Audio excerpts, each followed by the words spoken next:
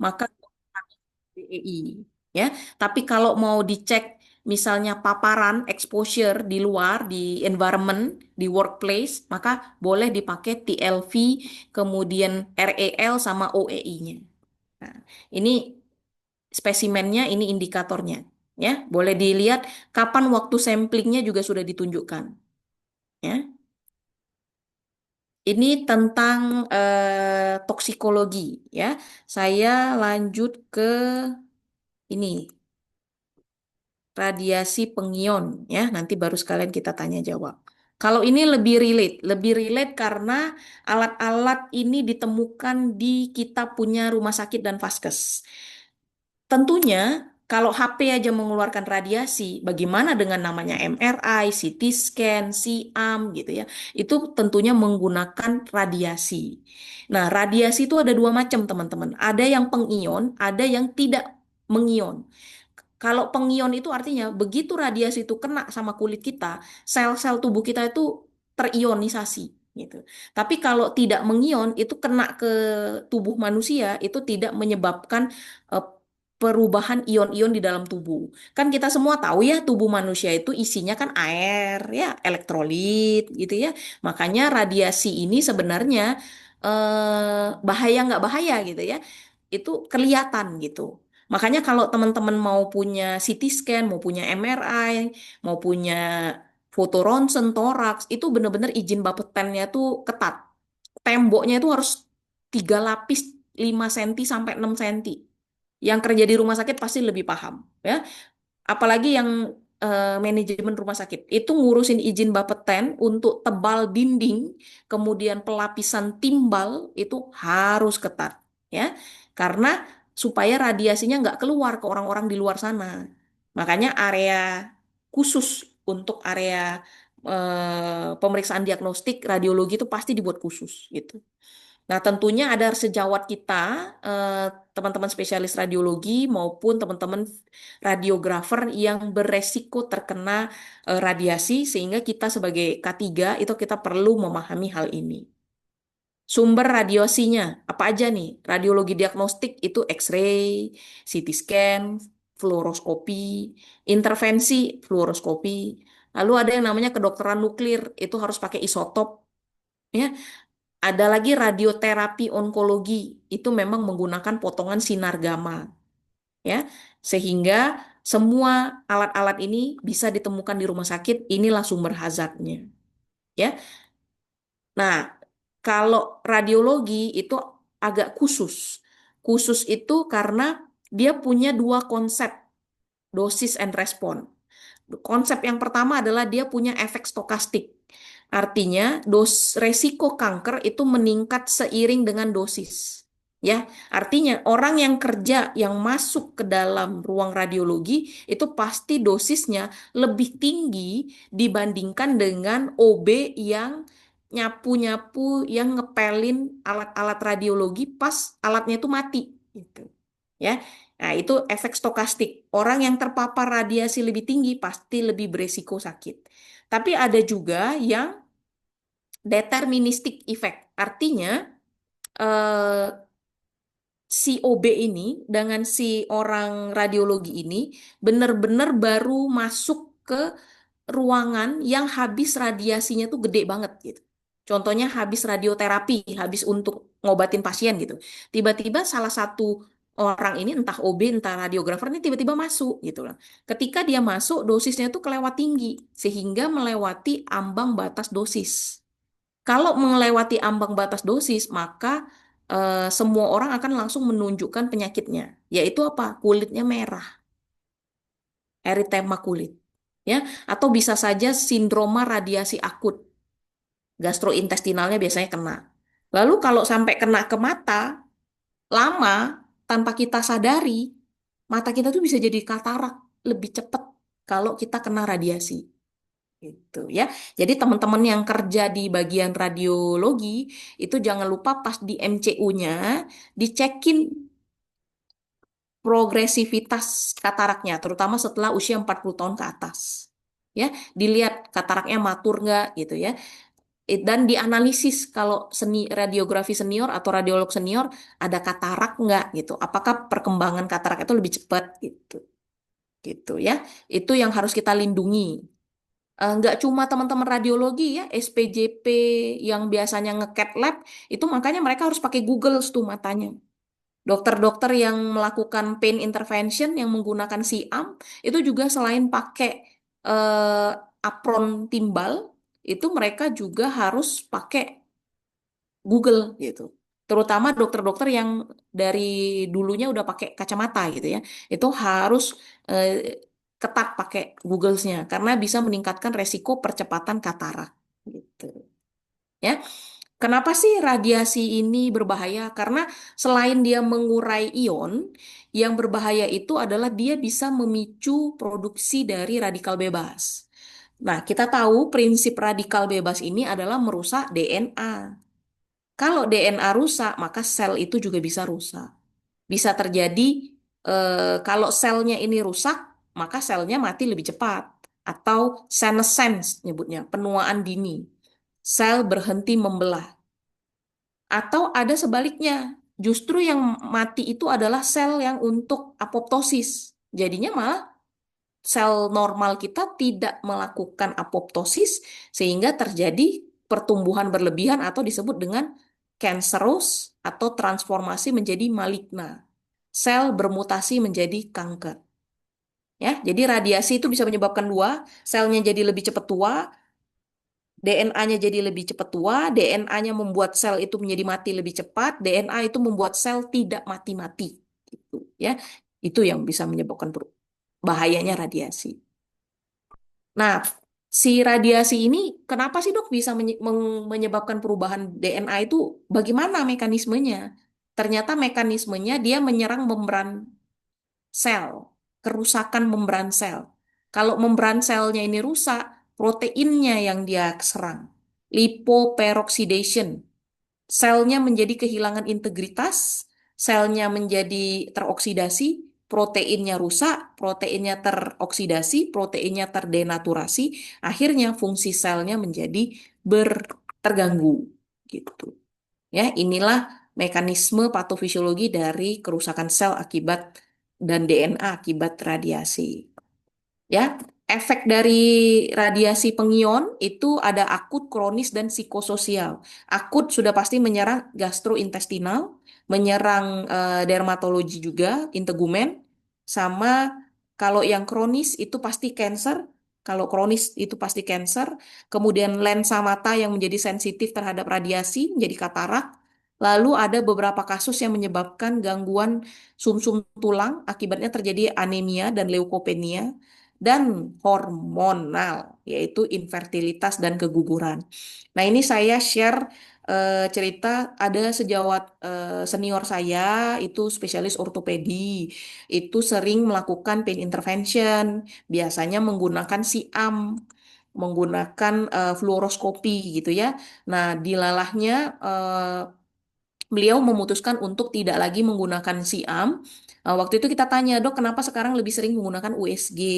Jawaban beliau, oh iya nih, karena lagi mau program hamil. Dari dokternya setelah ditelusuri, dalam program hamil ini ada hubungannya mungkin kasus infertilitasnya karena sudah lama menikah belum punya anak karena paparan radiasi. Jadi akhirnya beliau mencoba ikhtiar tuh dengan eh, menggunakan alternatif lain untuk mengobati pasiennya ya.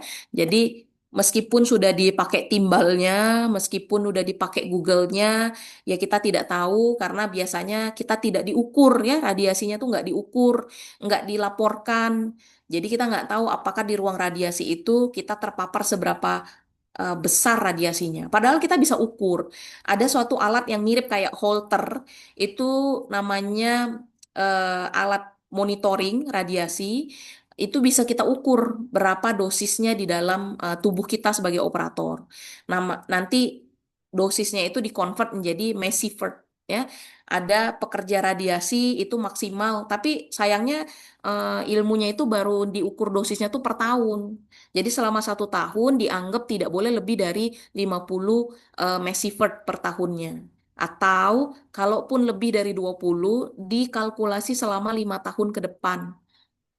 Maksimum tidak boleh lebih dari 50 mesivert gitu. Ya, kalau untuk masyarakat awam itu hanya 1 mSv. Kalau masyarakat awam sih jarang dihitung. Ya, cuma kalau dokter-dokter yang intervensi, dokter-dokter yang nge-cat, kemudian nge-cat lab, yang pasang-pasang itu yang sering ya, itu mungkin. Dan dia kan kalau nge-cat lab dan kalau orang radiografer kan enak, dia masih di belakang kaca, dia pakai mic aja dia ngomong. Tapi kan kalau dokter spesialis kan dia langsung pegang alatnya, langsung cekrek-cekrek alatnya. Nggak mungkin dia nyekrek pakai remote gitu kan, karena dia harus kerja tuh kan langsung deket sama pasien. Jadi makanya perlu adanya pengecekan, tapi saya lihat itu sangat jarang ya dilakukan pengecekan per tahun yang 20 sama per 5 tahun ini. Belum ada, tapi paling tidak teorinya kita udah tahu gitu loh, bahwa radiasi itu bisa diukur dan sebaiknya bisa sebaiknya dipantau gitu ya. Terutama untuk kalau ada dokter-dokter atau pegawai yang memang mau promil dan program infertilitas, itu bisa menjadi salah satu penyebab ya pekerjaannya. Proteksinya gimana? Proteksinya ya dengan rotasi, mau nggak mungkin kita kerja misalnya nih ada karyawan kita yang hamil misalnya. Oh berarti dia kita potong-potong shiftnya misalnya per jangan langsung per 8 jam misalnya. Mungkin kita potong jadi per 6 jam atau per 7 jam, tapi jadinya orang ini shiftnya lebih banyak per bulan karena kan jam-jamnya dipotong-potong gitu. Nah, itu mau tidak mau kebijakan aja kalau memang lagi ada yang hamil misalnya kayak gitu ya. Dan jangan lupa APD ya, APD-nya itu apron timbal, thyroid shield, kemudian Googles itu APD. Kemudian jangan lupa dimonitoring dosisnya dengan menggunakan dosimeter pribadi. Ini dosimeter tuh nama alat. Dosimeter tuh artinya alat pengukur dosis. Dosis itu dosis, meter itu pengukuran. Jadi ada dosimeter pribadi yang kita lihat total hasil paparan per tahun dan per 5 tahunnya. Terus jangan lupa ada pemeriksaan kesehatan berkala. Harus dicek itu berkala. Darah rutinnya dicek. Jangan-jangan sampai ada anemia, leukopeni. Kemudian dicek matanya.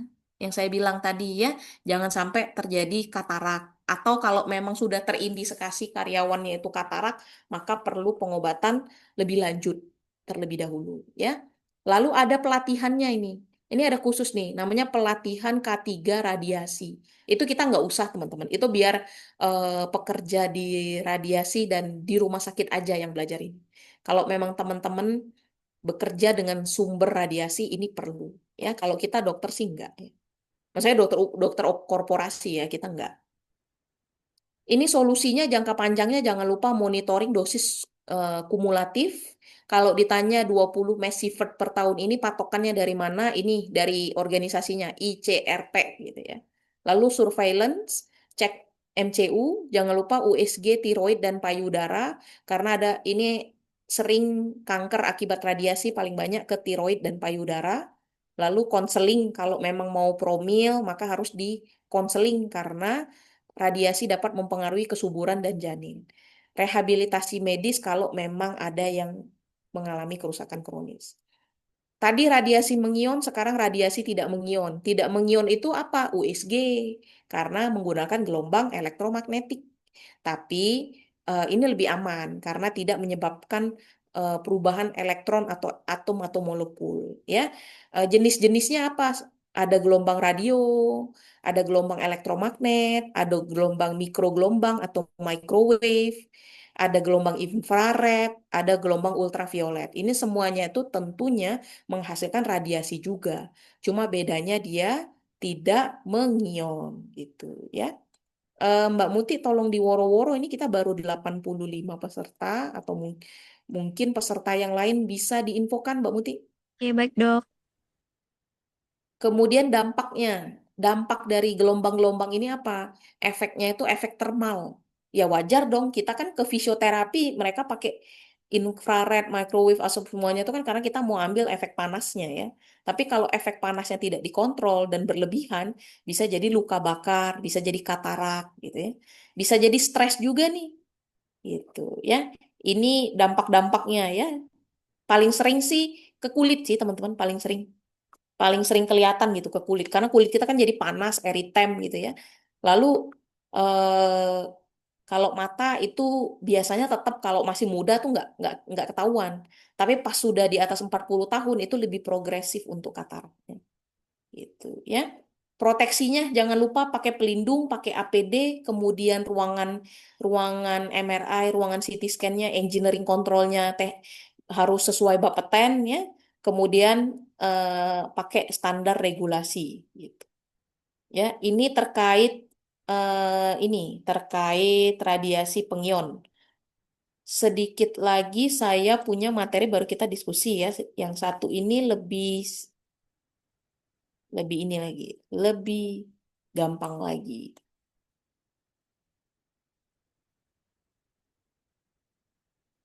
Materi yang ketiga adalah perencanaan tanggap darurat. Akan kita pelajari 4 hal, identifikasi potensi, sudah dari kemarin, struktur organisasi, prosedur dan sapras, serta contoh situasi. eh, Kebakaran kayak di kantor Teradron kemarin, atau tumpahan bahan berbahaya, chemical spill, kayak kemarin pabrik desinfektan chemical insektisida yang ada di Tangerang, itu semua adalah contoh situasi darurat. Nah, kemarin ada yang bertanya kepada saya, Dok, ada risk assessment khusus nggak dalam proses gawat darurat? Sebenarnya mungkin ini bisa dipakai, saya rasa. Ya, di dalam kita punya perusahaan, pasti ada yang namanya tanggap darurat. Tanggap darurat itu bahasa Inggrisnya sama kayak tim Emergency Response Team. Tim ERT itu terdiri dari security, kemudian HSE, kemudian dokter. Nah, di dalam tim security, HSE, dan dokter, posisi dokter itu bukan sebagai leader. Posisi dokter itu di bagian belakang. Dan mereka membuat suatu struktur yang disebut dengan incident commander. Kalau insiden commander ini nanti bersama-sama dengan dokter, kita harus mengidentifikasi potensi bahayanya dulu. Contohnya, tambang batu bara itu eksplorasi batu bara untuk ngecek di daerah tersebut ada batu baranya atau tidak, itu biasanya dia ledakin. Nah, pas peledakan itu resiko tanahnya bisa longsor. Nah, setelah potensi bahaya ini kita tahu, oh ternyata kalau di pertambangan batu bara ada potensi longsor akibat ledakan. Akibatnya, tim emergency response team itu harus membuat identifikasi potensi bahaya. Tujuannya apa ini? Nah, dalam melakukan identifikasi potensi bahaya, kita memerlukan dokumen pendukung. Dokumen pendukung ini apa? Satu, harus ada peta jalur evakuasi dan titik kumpul, daftar peralatan darurat, formulir pelaporan insiden, daftar kontak darurat, catatan latihan dan evaluasi tanggap darurat. Tugas dokter paling cuma mikir, kita mau kirim kemana pasien ini? Medical Evacuation Response Plan-nya kemana? Oh ya, saya dulu di tambang batu bara. Tambang batu bara saya di Bukit Asam. Bukit Asam itu posisinya di Lahat, Tanjung Enim di Sumatera Selatan.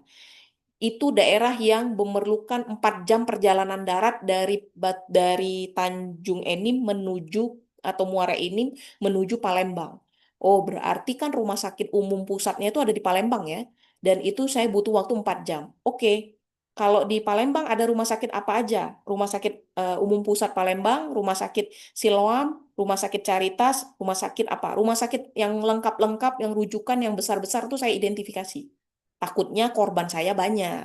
Gitu kan? Kalau korbannya dikit ya enak, saya ngirimnya cuma ke rumah sakit umum pusat aja misalnya. Tapi kalau korbannya banyak kan nggak mungkin saya kirim cuma ke RSUP aja gitu ya.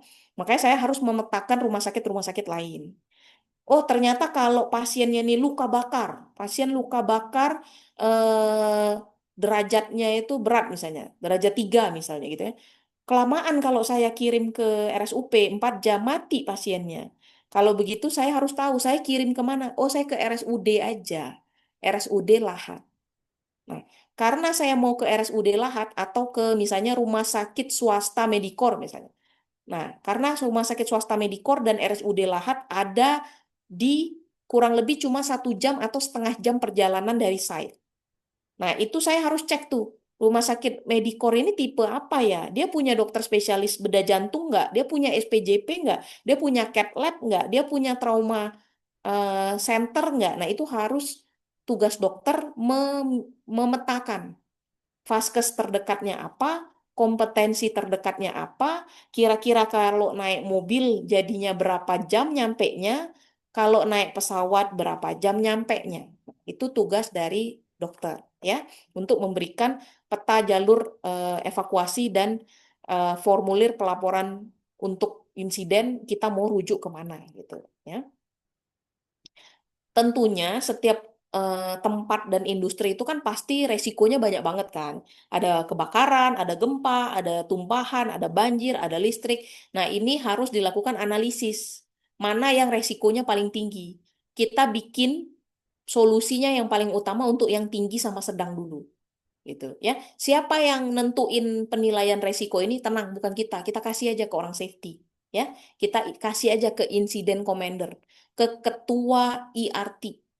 Emergency Response Team itu punya ketua. Nah, suruh dia aja yang ininya, yang ngukurnya ya, yang menilainya. Nah, ini tujuan assessmentnya, faktor-faktor yang dinilai. Ini kita cuma cukup tahu, tapi bukan tugas dokter. Tugas dokter cuma milih Medical Evacuation Response Plan, rumah sakit mana yang dirujuk, dan kapasitas dari vaskes-vaskes tersebut. Ini struktur organisasi, insiden commander, ketua tanggap darurat.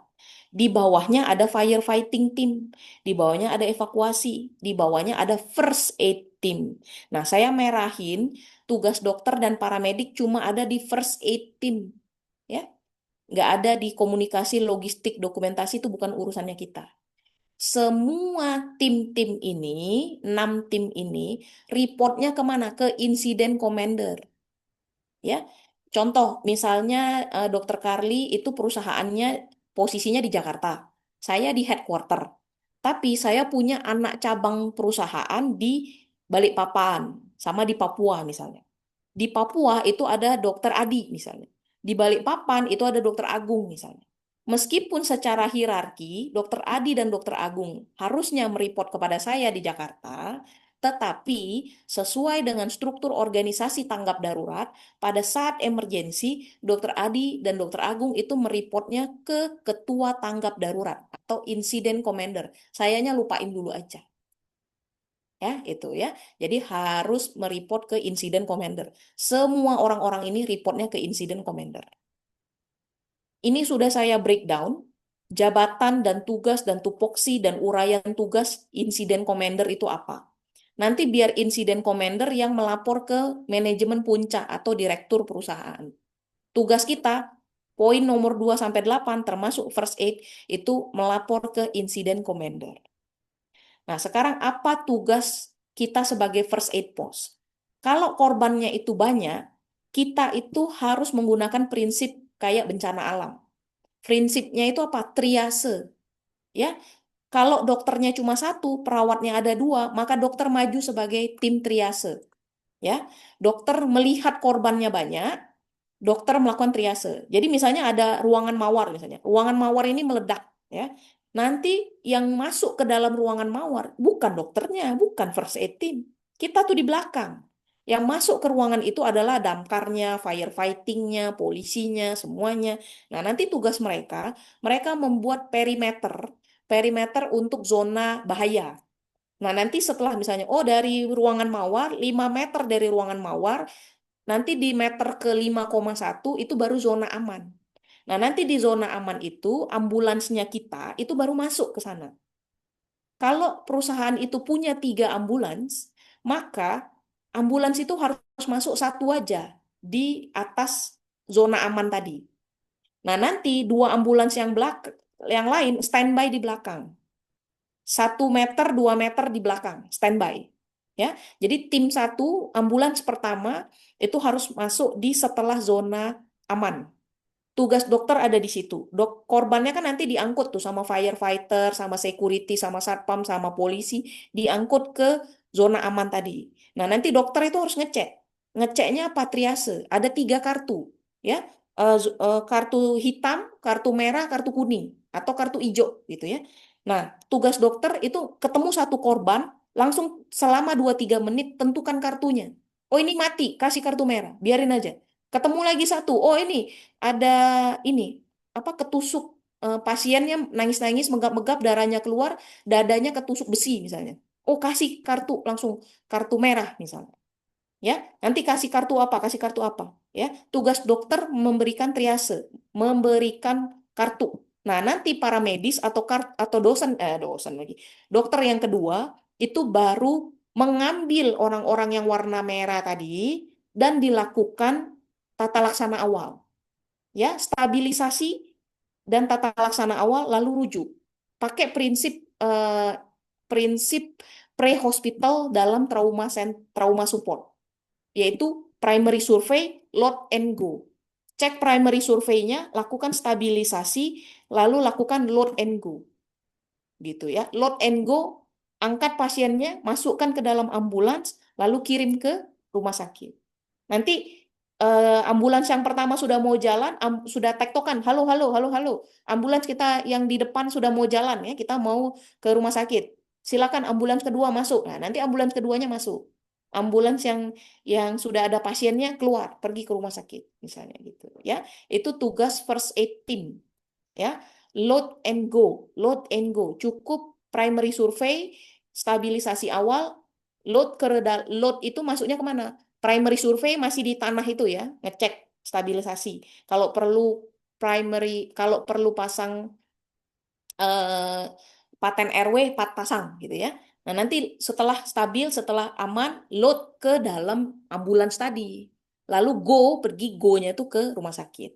Gitu ya. Itu prinsip load and go. Nah, ini ada warnanya. Merah tuh apa? Kuning tuh apa? Hijau tuh apa? Hitam tuh apa? Ya, ini ada langkah ininya, cara melakukan triase. Start simple triage and rapid treatment. Step one, check breathing. No breathing, open airway. Still not breathing, kasih hitam. Breathing tapi 30 lebih dari 30 kali per menit, kasih merah. Step two, cek perfusi. Kalau radialnya refillnya lebih dari 2 second, kasih merah. Step three, cek mental status. Tidak bisa ikuti komen, kasih merah. Bisa follow komen, kasih kuning. Ya, ini step-stepnya dalam melakukan triase. Nanti tim medis yang di belakang itu harus ngecek ya jumlah korbannya ada berapa. Kita yang melakukan triase juga kita harus ngitung lah ya jumlah korban yang sudah kita triase itu berapa. Tapi kalau yang tugasnya memberikan primary survey load and go itu mereka harus ngecek ini ID number-nya, injury type-nya, vital sign-nya, time of triasenya. Tujuannya untuk report ke incident commander nanti. Ya, lalu kalau si pasien korban ini sudah ada di dalam ambulans, sudah kita anggap stabil, jangan lupa prinsip ATLS atau ITLS dicek per 15 menit, di reassessment ya, per 15 menit. Takutnya terjadi perubahan.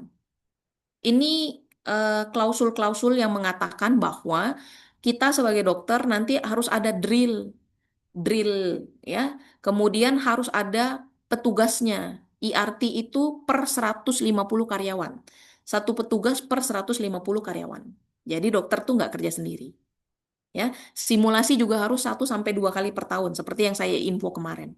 Gitu ya. Ini aturan kementeriannya berapa kali kita harus ngedrill. Ini jenis-jenis latihannya, gitu ya. Cuma perlu tahu aja. Itu aja dari saya terkait penanganan tanggap darurat. Pesan saya cuma satu, teman-teman harus bisa melakukan triase, ngerti kapan ngasih kartu merah, kuning, hijau. Kemudian kalau teman-teman bukan sebagai yang memberi triase, misalnya ada dokter yang lebih senior ya, hadir di situ, terus dia bilang dia yang triase, saya yang lanjutin primary survey, maka kita harus tahu bagaimana kita melakukan prinsip primary survey, load and go. Ilmu ACLS-nya, ilmu ATLS dan ITLS-nya, ilmu pre-hospitalnya harus jalan ya. Gitu. Jadi makanya wajar kalau di dokter perusahaan diminta dokternya ada sertifikasi itu. Karena kita tidak tahu kalau terjadi bencana, kalau terjadi longsor, kalau terjadi kebakaran, mass casualties kita nyebutnya, biasanya kita pasti diminta untuk ini diminta untuk membantu model yang kayak tadi gitu. Gimana, Mbak Muti? Saya kembalikan lagi ke Mbak Muti. Mungkin bisa satu dua pertanyaan. Siap. Kebetulan Pak Yayat sudah hadir. Izin sebentar ya Pak Yayat. Ada yang masih nanya sedikit.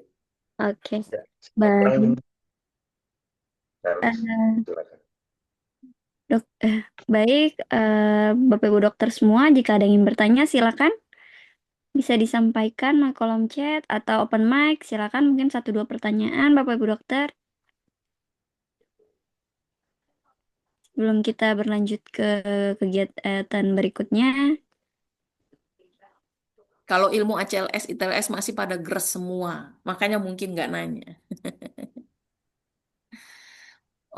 Oke, monggo teman-teman kalau memang ada yang nanti teringat ada pertanyaan, nanti di chat aja, nanti Mbak Muti bisa WA saya, nanti saya infoin jawabannya. Oke, selamat berproses dengan Pak Yayat, semoga ilmunya memberikan manfaat. Terima kasih. Terima kasih Pak Yayat, selamat pagi. Terima kasih, dokter. Silakan. Ya, terima kasih Dokter Karli atas materi yang telah disampaikan. Baik, mungkin rekan-rekan dokter kita akan berbagi eh, room dulu ya untuk nanti akan dibagi lagi seperti biasa di room A dan room B.